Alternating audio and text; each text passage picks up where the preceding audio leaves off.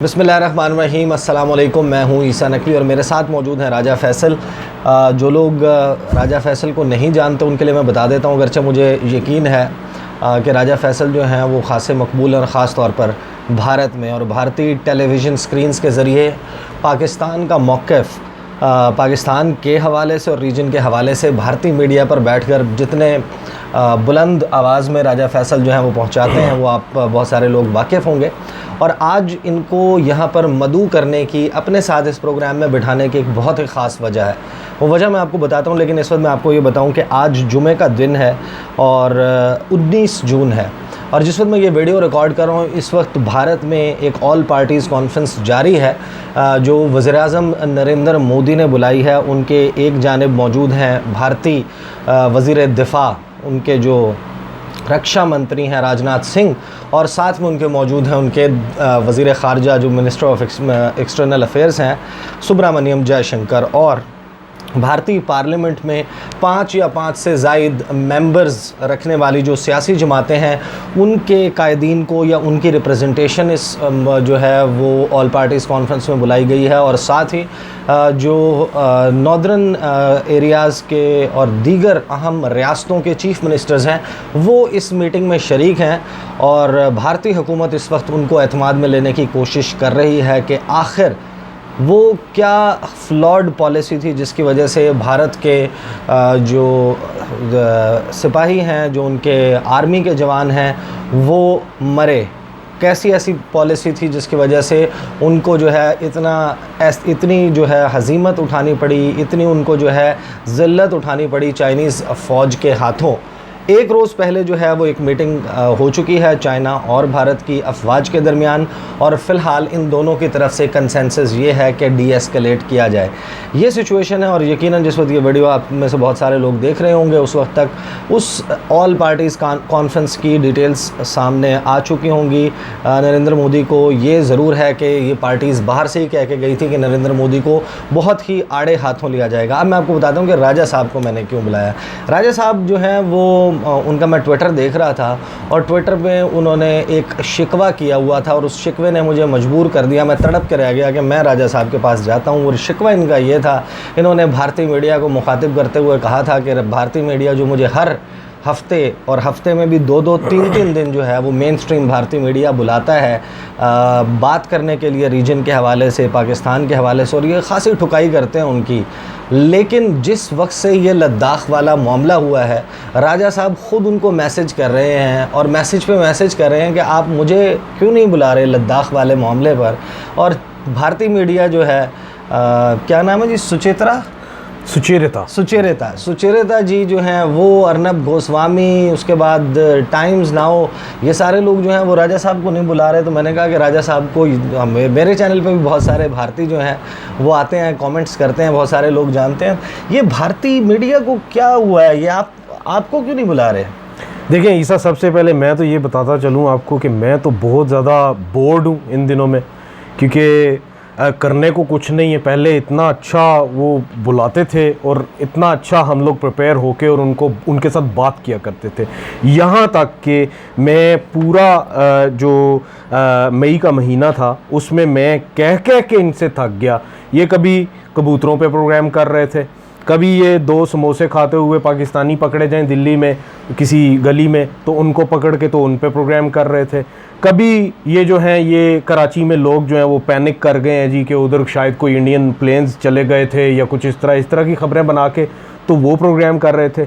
मैं इनको कह के थक गया कि भाई लद्दाख पे बात करो, जो जितना हमें मॉनिटर कर रहे हो चाइना को मॉनिटर करो, चाइना को मॉनिटर करोगे तो तुम लोग बचोगे। ये मैंने देखा था, आपने जो है वो इसके हवाले से बात भी की थी जनरल बख्शी के साथ, हाँ, गुफ्तगू में, और जनरल बख्शी जो है वो उसकी आयमाई शाई कर रहे थे, कोई बात नहीं सही कर, वो क्या बात थी। देखें, मैंने जनरल बख्शी से ये कहा, मैं उनकी बहुत ज़्यादा इज्जत करता हूँ, let's be fair, senior general है उनके और वो उनका अपनी कौम का अच्छा ही चाहते हैं और फौज के साथ बड़े सिंसियर हैं, अपनी फौज के साथ, और वो इन दिनों में बहुत ज़्यादा दुखी हैं जो कुछ लद्दाख में हुआ है।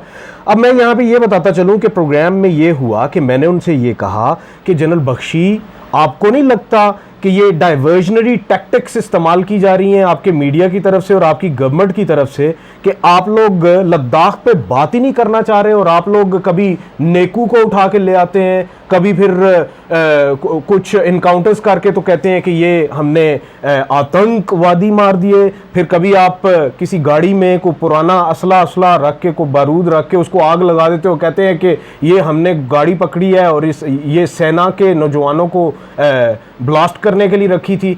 तो उनका ये आगे से जवाब था, देखिए मैं आपको एक बात बताऊं कि हमें बहुत अच्छे तरीके से पता है, हम चीन को बहुत अच्छे तरीके से जानते हैं।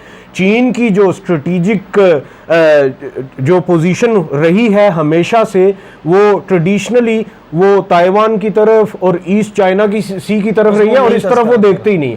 और मैंने उनसे कहा कि आपकी भूल है, लेकिन वो नहीं माने। अब देखिए रिजल्ट क्या मिला उनको। देखें, बिल्कुल इसी तरह राजा साहब जो है ना, वो अक्सर अगर आप इनको फॉलो करें, इनके ट्विटर पे, इनके यूट्यूब पे, और ख़ास तौर पर अगर इंडियन मीडिया में, तो ये वहाँ पर बैठ के अक्सर जो है वो भारतीयों को ज्ञान बांटने की कोशिश कर रहे होते हैं कि आपके साथ होने क्या वाला है। और कुछ गुज़श्ता प्रोग्राम्स में ये बात तवातुर के साथ कर रहे थे और उसको जो है वो खासी लिफ्ट नहीं कराई जा रही थी और फिर ये सब कुछ हुआ। ओवरऑल भारतीय मीडिया तो आपने देखा होगा, भारतीय मीडिया ने किस तरीके से इस सारे इशू को कवर किया है, क्योंकि जिस तरीके से भारतीय media top of its lungs चीखता है, चिल्लाता है, हिजान बर्पा करता है, जंग जंग जंग जंग की जाए, ये उसने जो है वो मंत्रा चलाया हुआ होता है। तो ये चाइना के साथ जब इतनी मार पड़ी तो क्या कर रहा था भारतीय मीडिया, किस किस्म की रिपोर्टिंग हो रही थी वहाँ पे? बिल्कुल दुरुस्त। मैं दो एस्पेक्ट्स में बताता हूँ। सबसे पहले ये कि प्री इंसिडेंट क्या था और पोस्ट इंसिडेंट क्या हुआ।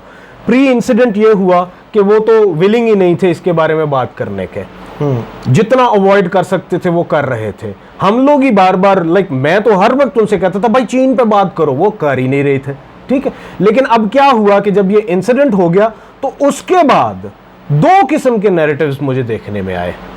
नंबर एक तो वो थे जो कि बार बार ये कह रहे थे कि सेना को आपने बंदूक क्यों नहीं दी, सेना को आपने बंदूक क्यों नहीं दी, सेना को लड़ना चाहिए था, तो वो लड़ ही इस वजह से सकते थे कि उनके पास अगर बंदूक होती।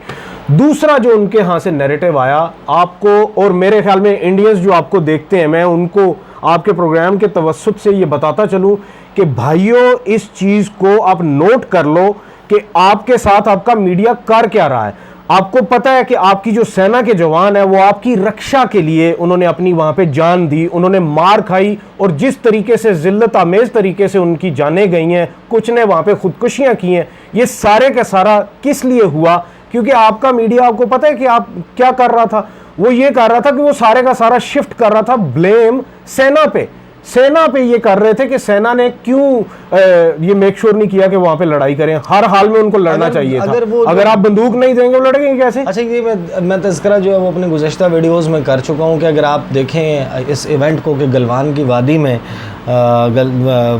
जो इवेंट्स हुए, जो वाक़यात पेश आए लद्दाख में इस सेक्टर पर, वो इंतहाई दिल खराश भी हैं और सबक आमोज़ भी हैं। जो भारतीय फ़ौज है उधर हमने एटलीस्ट ये देखा है कि एक पॉलिसी का और लीडरशिप का एक शदीद किस्म का फुकदान नज़र आया है कि वहाँ पर भारतीय फ़ौजी जो हैं वो तिब्बी इमदाद के लिए उस हाई अल्टीट्यूड के ऊपर सब ज़ीरो टेम्परेचर पर 14,000 साढ़े 14,000 सतह समंदर से फुट बुलंदी के ऊपर वो फ़ौजी पूरी रात जो है वो तड़पते रहे कि उनको कोई कुमक मिले, उनकी जो साथी हैं वो आकर उनको उठा कर ले जाएं, क्योंकि ज़ख्मी वो हो गए थे, चलने फिरने के काबिल नहीं थे। कुछ थे जिन्होंने दरिया में छलांगें लगा ली थी उस डर से, उस खौफ से, जो चाइनीज़ असॉल्ट टीम आई थी उसके खौफ से, उनको उठाने वाला कोई नहीं था। तो ये एक बाकायदा जो है वो बहुत बड़ा क्वेश्चन मार्क आता है कि नरेंद्र मोदी जो सीना फुलाकर चौड़ा करके 2-2 घंटे की तकारीर करते थे, एक तो उन्होंने अपनी फिर 2 मिनट की खामोशी अपने मैसेज में जो है वो इख्तियार की, और अब जो ये जो मीटिंग हो रही है इस वक्त जारी है भारत में ऑल पार्टीज़ कॉन्फ्रेंस, उसमें भी सुना है कि शुरू में जो है वो सन्नाटे जैसी खामोशी थी वो चल रही थी। तो वो तो जाहिर है कि एक नज़र तो आया भारतीय फ़ौज में। देखिए ईसा, मुझे समझ नहीं आई कि ये 2 मिनट की जो वो कर रहे थे खामोशी, वो किस लिए कर रहे थे? खामोशी तो उस वक्त से थी वहाँ पे जिस वक्त से ये इंसिडेंट हुआ, गवर्नमेंट की तरफ से वो बोले ही नहीं। मोदी साहब तो ऐसे लग रहा था जैसे कि सांप सूंघ गया उनको। दूसरी मैं यहाँ पे सबसे इंपॉर्टेंट बात करता चलूं, आपने जो बात की है कि वहां पे हुआ क्या, वो बहुत इंपॉर्टेंट बात है और वो इंडियंस के लिए जानना जरूरी है। वहां पे उनको कोई उठाने नहीं गया। क्योंकि भारतीय मीडिया ये अपने लोगों को नहीं बता रहा। इस वजह से एटलीस्ट मैं ये समझता हूँ कि मैं अपने प्लेटफॉर्म से उस इवेंट के वाक़यात तफसील के साथ ज़रूर बताऊँ, ताकि लोगों को एटलीस्ट ऑन द रिकॉर्ड ये पता तो हो कि वहाँ पर हुआ क्या। वहाँ पे जो ज़्यादा मौतें हुई हैं वो लॉस ऑफ ब्लड की वजह से हुई हैं, ज़ख्मियों को कोई उठाने नहीं गया। और ये मेरे ख्याल में ऑन द पार्ट ऑफ वो जो 14th कोर कमांडर हैं इनके, हरिंदर सिंह, लेफ्टिनेंट जनरल हरिंदर सिंह, ये उनके पार्ट पे बहुत बड़ी नाअहली है। और क्यों? क्योंकि उन्होंने मेक श्योर नहीं किया कि अगर ऐसी सिचुएशन क्रिएट हो जाए तो आप अपने जख्मियों को कैसे उठाएंगे, आप अपनी लाशें वहां से कैसे उठाएंगे। ये तो आप शुक्रिया अदा करें चाइनीज का कि उन्होंने इनको इजाजत दी और खुद कांटेक्ट करके इनसे ये कहा कि आप ले जाएं, ये मर जाएंगे सारे के सारे।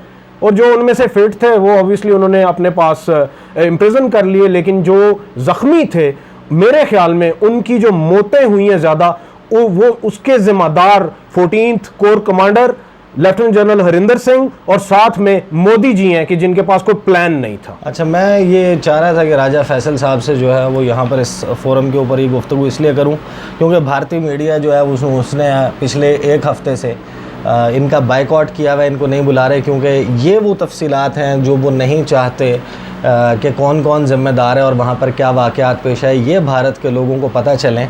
तो इस प्लेटफॉर्म पे मैं ये बताऊं कि जो वाक़या जब पेश आया है इसमें जो भारतीय फ़ौजी हैं उनको फेटल इंजरीज़ नहीं थी, वो ज़ख्मी हुए, उनको इंजरीज़ थी, वो वुंडेड थे, लेकिन वो फेटल, वो ऐसी इंजरीज़ नहीं थी कि जिससे मौत वाक़या होती। जो मौत वाक़या हुई है वो तिब्बी इमदाद ना मिलने से हुई है, खून ज़्यादा बहने से हुई है और वहाँ पर बेयारो मददगार पहाड़ के ऊपर पड़े रहने से जो है ये अमवात ज़्यादा हुई हैं। ऐसे से वाक़यात जो हैं वो आपकी जो आर्मी की ऑपरेशनल प्रिपेयर्डनेस है उसके बारे में भी बताती हैं। ये भी बताती हैं कि आपकी आर्मी जो है वो किसी सख्त सिचुएशन को किस तरीके से हैंडल कर सकती है। ये मैं कुछ ऐड करता चलूं। हाँ जी जी, बहुत इंपॉर्टेंट चीज़ देखें, जितनी भी ये अपनी सेना के बारे में कहा करते थे उसकी सारी कली चट्टा बट्टा सब कुछ खुल के सामने आ गया। अब इनको इस चीज़ का एहसास होना चाहिए कि इनकी सेना निहत्ते कश्मीरियों के खिलाफ तो बहुत अच्छा लड़ सकती है। उनको पकड़ के अपने सेफ हाउसेस में रख के फिर वक्त आने पे उनको निकाल के गली मोहल्ले में किसी रात के पहर में ला के उनको इनकाउंटर करके तो ये शो कर सकते हैं कि ये हमने आतंकवादी मार दिए। लेकिन जब भी वक्त आएगा ना किसी सेना से लड़ने के लिए, किसी प्रॉपर सेना के साथ लड़ने के लिए, तो ये सारे के सारे फेल हो जाएंगे। हमने क्या देखा लद्दाख में, फेल हो गए। हमने लास्ट ईयर फरवरी 2019 में क्या देखा, इनकी एयरफोर्स पाकिस्तान के सामने फेल हो गई। इनकी मिलिट्री की हिम्मत नहीं थी कि वो वहां से बॉर्डर क्रॉस करके तो वो अपने MiG-21 को आके उठा सके। बॉर्डर के बिल्कुल पास ही था ना, या फिर गांव भी वहां। हाँ, मेरा गांव उधर है, मेरे गांव के सामने ये सारा कुछ हुआ है और जिन लोगों ने इनको थप्पड़ मारे अभिनंदन को वो मेरे गांव के लोग हैं। तो ये इनकी सारी कली की सारी सामने आ गई है और मेरे ख्याल में इनको बड़े पैमाने पे सोचने की ज़रूरत है कि नहत्ते कश्मीरियों के साथ प्रैक्टिस नहीं करो, मर्द के बच्चे बनो और मर्दों के साथ लड़ो। बिल्कुल। और ये जो है वो कश्मीर के हवाले से भी राजा साहब मैं आपको एक बात बताऊं कि कश्मीर के हवाले से भी कोई अगर बहुत ज़्यादा अच्छी परफॉर्मेंस होती इनकी तो हर 8 बंदों के ऊपर या हर 9 बंदों के ऊपर एक फौजीना लगाना पड़ता। ये दुनिया का सबसे हाईली मिलिटराइज्ड जोन है, मकबूजा कश्मीर का इलाका। वादी में 80 लाख कश्मीरियों के लिए 9 लाख की फ़ौज वहाँ पर जो है वो मौजूद है और सिचुएशन ये है कि वहाँ की इंडिजिनस मूवमेंट को वो अभी भी कंट्रोल करने में नाकाम है। राजा साहब के साथ जो है वो ये मैसेजेस थे कुछ ख़ास, वो मैं चाहता था कि वो मेरे प्लेटफॉर्म से और मैं आपके प्रोग्राम के तवस्सुत से इंडियन मीडिया से रिक्वेस्ट करूंगा कि मेरे पास बोलने के लिए बहुत कुछ है। बराए मेहरबानी मेरे पास आजकल मैं I am itching to come back to your channels. Please मैं आपसे रिक्वेस्ट करता हूँ आप मुझे अपने चैनल्स पे वापस लेके आएँ, आपकी जनता को बहुत कुछ सुनने को मिलेगा। जी, राजा साहब को बुलाएं जी वापस, राजा साहब को इंडियन मीडिया पे बुलाएं ताकि ये वहाँ पर जो है पाकिस्तान के एंगल से, पाकिस्तान के हवाले से भी, कि पाकिस्तान और पाकिस्तान में बैठे हुए जो तज्ज़ियाकार हैं, जो एनालिस्ट हैं, जो एक्सपर्ट्स हैं, वो इस सारी सिचुएशन को किस तरह देख रहे हैं, उनको बुलाएं ताकि इनका मौक़िफ़ भी वहाँ तक पहुँचे। साथ ही मैं अपने व्यूवर्स को जो है वो एक बात कहना चाहता था कि बहुत लॉन्ग ओवर ड्यू हो चुकी है वो डॉक्यूमेंट्री जिसका मैं बड़ा तज़किरा करता रहा हूँ। डॉक्यूमेंट्री रेडी है, अगले 1 से 2 रोज़ में वो डॉक्यूमेंट्री आपको इस चैनल पर देखने को मिलेगी। डॉक्यूमेंट्री जो है उसमें मैं आपको बता दूँ कि 2014 के 2015 के वाक़यात हैं जिस वक्त वज़ीर आज़म पाकिस्तान के जो हैं वो नवाज़ शरीफ थे, और नवाज़ शरीफ की ख़ारजा पॉलिसी के कुछ ख़ास ऐसे पहलू हैं जिनको इस तरह से इससे पहले रिपोर्ट नहीं किया गया। इसमें बहुत सारे इंसिडेंट्स हैं जिसका मैं ख़ुद एक आई विटनेस हूँ। उस सारे इवेंट्स को, उन सारे मामलात को मैं रिपोर्ट कर चुका हूँ। दुनिया टीवी के लिए मैंने जो है वो एक्सटेंसिवली इस सारे मामले को कवर किया था। अब उन वाक़यात को जो है वो मैं इस वजह से डिस्कस कर रहा हूँ क्योंकि मैंने अपने चैनल पे फोकस रखा था शुरू से कि ख़ारजा पॉलिसी जो मुख्तलिफ़ अदवार में रही है पाकिस्तान की, उसको ज़रा एनालिटिकल तरीके से उसका जायज़ा लें और देखें कि जो हमारे हुक्मरान हैं उन्होंने जो है वो इक़्तिदार में रहते हुए और इक़्तिदार को इंजॉय करते हुए पाकिस्तान के इंटरेस्ट को किस हद तक सेफ़ गार्ड किया। 2 रोज़ में ये डॉक्यूमेंट्री आ जाएगी। आपके जो सवाल होंगे, मैं 1 हफ़्ता जो है वो उस डॉक्यूमेंट्री के ऊपर इंतज़ार करूँगा।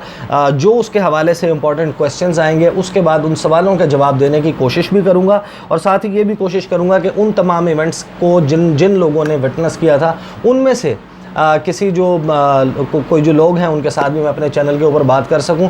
डॉक्यूमेंट्री जो है वो इंतहाई जो है वो मेहनत के साथ मैंने बनाई और आपको यकीनन पसंद आएगी। और अभी जो है इस वीडियो के लिए जो है वो मुझे इजाज़त दीजिए। अगली वीडियो में आपके साथ मुलाकात होगी। अल्लाह हाफ़िज़।